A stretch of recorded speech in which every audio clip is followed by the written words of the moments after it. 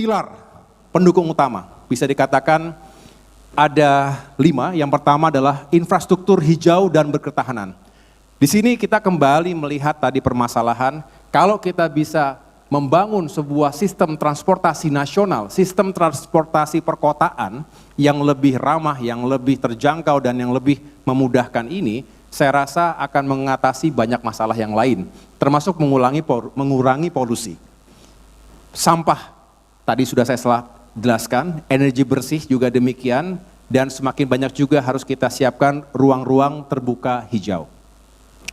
Yang kedua, infrastruktur, ini juga harus bisa diakses dengan baik, setara untuk mendapatkan pelayanan-pelayanan dasar. Jadi tidak boleh ada kota yang begitu baik pelayanan publiknya tapi di tempat yang lain jomplang sekali. Ini kembali akan menghadirkan ketimpangan. Nah, ruang publik, kemudian juga aspek penguatan kapasitas sumber daya manusia termasuk pendidikan, kesehatan, air bersih, sanitasi dan juga perumahan yang layak tadi, ini harus diutamakan. Karena berbicara pertumbuhan itu sesuatu yang penting, tetapi apalah artinya pertumbuhan tinggi kalau masyarakat kita masih ada yang tidak mendapatkan akses terhadap air bersih, tidak punya sanitasi yang layak, stunting, bukan karena kurang makan tapi karena rumahnya tidak layak, dan lain sebagainya. Saya rasa kita semua sepakat di sini, mudah-mudahan ke depan semakin terwujud akses yang baik terhadap pelayanan dasar bagi seluruh masyarakat Indonesia. Yang ketiga, pertumbuhan ekonomi yang inklusif. Kita tahu bahwa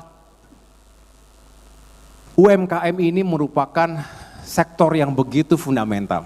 Karena bisa dikatakan 60% berkontribusi terhadap PDB, 90% menyerap tenaga kerja, usaha mikro, kecil, menengah. Kalau ini kita perkuat, dukungan kota terhadap berkembangnya UMKM ini menjadi fundamental. Kemudian ekonomi digital. Kita tahu bahwa sekarang banyak sekali peluang tetapi juga banyak yang kalah.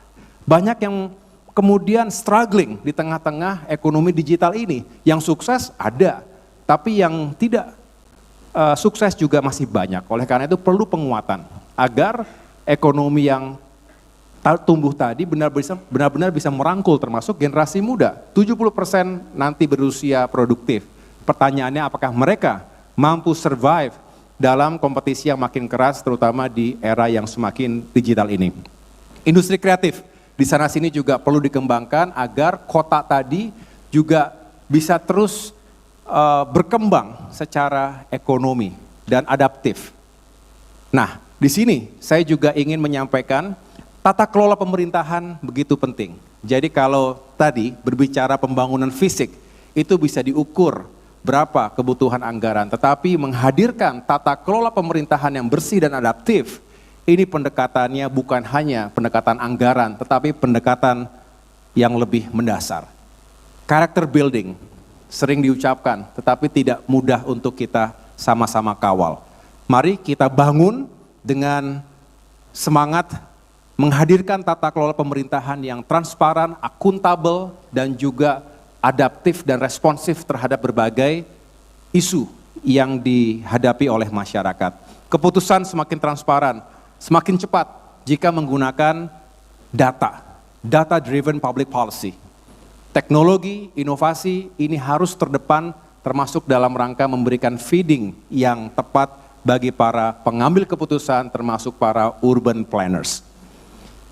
Saya lanjutkan, yang terakhir, skema pembiayaan ini juga harus inovatif. Mungkin ada teman-teman dari World Bank, dari ADB, dari IFC juga sering berbicara ini, blended finance, bagaimana kita terus mengembangkan public-private partnership atau kerjasama pemerintah dan badan usaha, termasuk bagaimana kita dari tata ruang yang semakin terbatas lahannya, ini menghadirkan land value capture. Tadi Pak Wamen PKB juga menyampaikan, tanah makin mahal sudah pasti, harus makin tinggi ketika kita ingin menampung, mengakomodasi lebih banyak penduduk. Nah, ada nilai tambah tanah yang juga bisa kita kapitalisasi sebagai sumber penganggaran atau sumber pendanaan pembangunan infrastruktur di perkotaan. Ini penting, karena kalau tidak ya semakin berat kita harus bersandar pada APBN. Jadi kita harus kreatif, harus inovatif, bekerja sama dengan berbagai pihak, termasuk investasi yang kita harapkan datang dari dalam dan luar negeri. Oleh karena itu Bapak Ibu sekalian, sedih rasanya ketika di saat yang bersamaan kita serius untuk meyakinkan bahwa iklim investasi ini sehat di Indonesia dan menarik, kemudian terjadi kehancuran di sana sini akibat ya perilaku-perilaku yang anarkis. Nah, mudah-mudahan tidak terjadi lagi. Kita jaga ini semua karena membangun reputasi, membangun kembali kepercayaan dunia terhadap iklim investasi juga tidak mudah, tidak seperti membalikan telapak tangan.